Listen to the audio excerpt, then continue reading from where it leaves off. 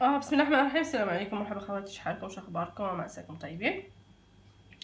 حياكم الله في درس جديد من دروس اندلسيه للتدريب والتعليم الاسباني الاسيا. حيا الاخوات اللي انضموا مؤخرا القناه، المتابعين والمتابعات، دائما احب احييهم. اوكي.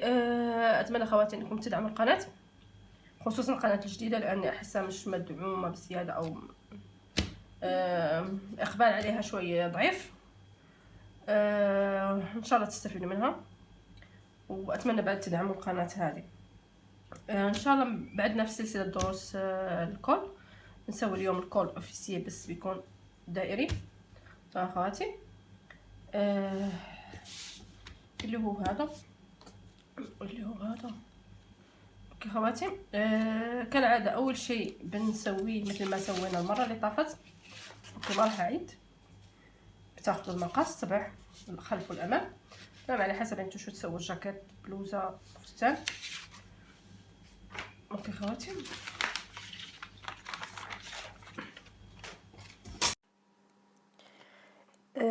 اول شي بنسويه خواتي كالعادة بنحدد نقطات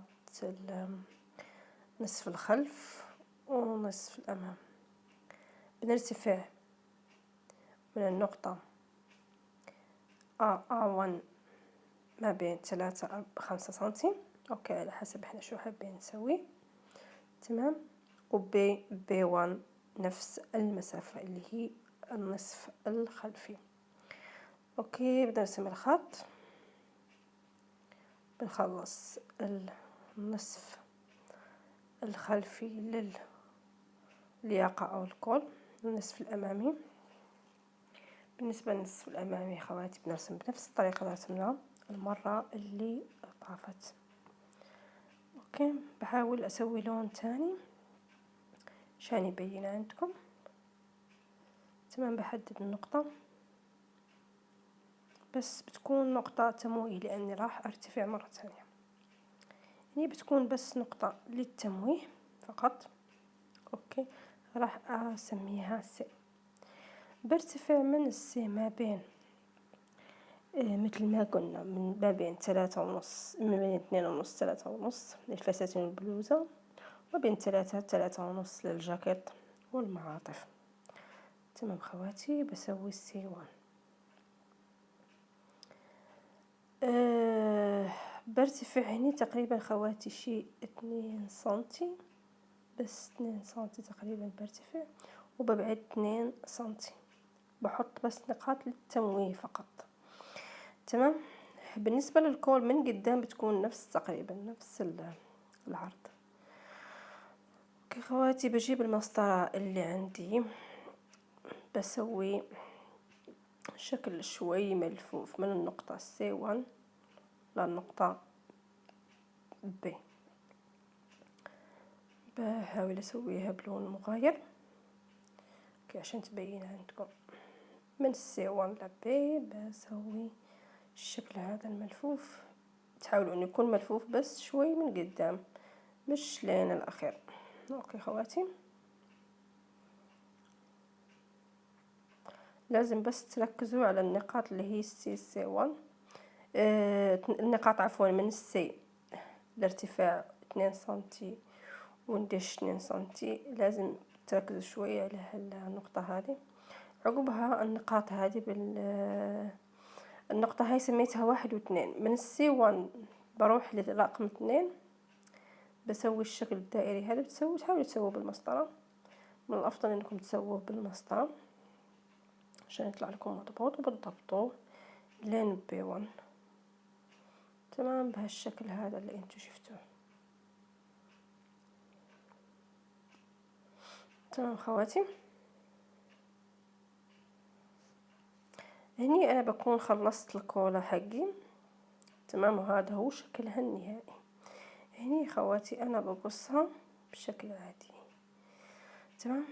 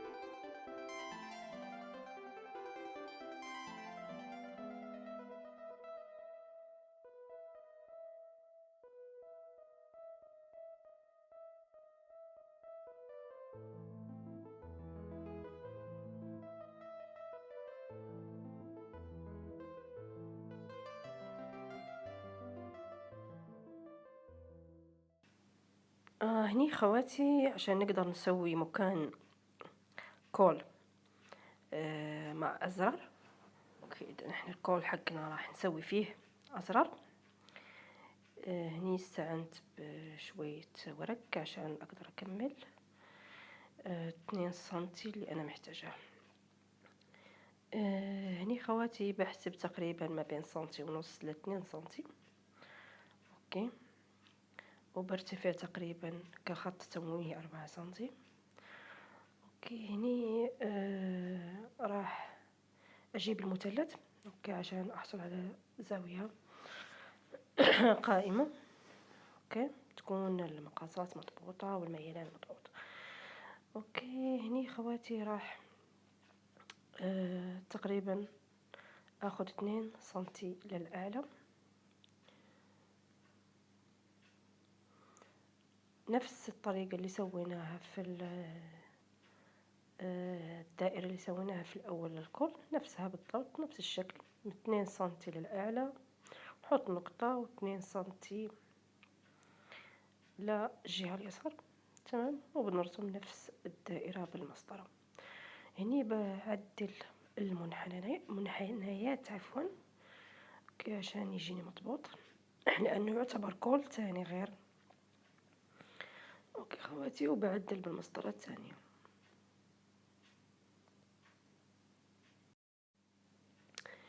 هني راح أقصهم وكون هني أنا خلصت خواتي. ومثل ما قلت لكم ما بين سنتي ونص ل2 سنتي عشان نقدر نسوي مكان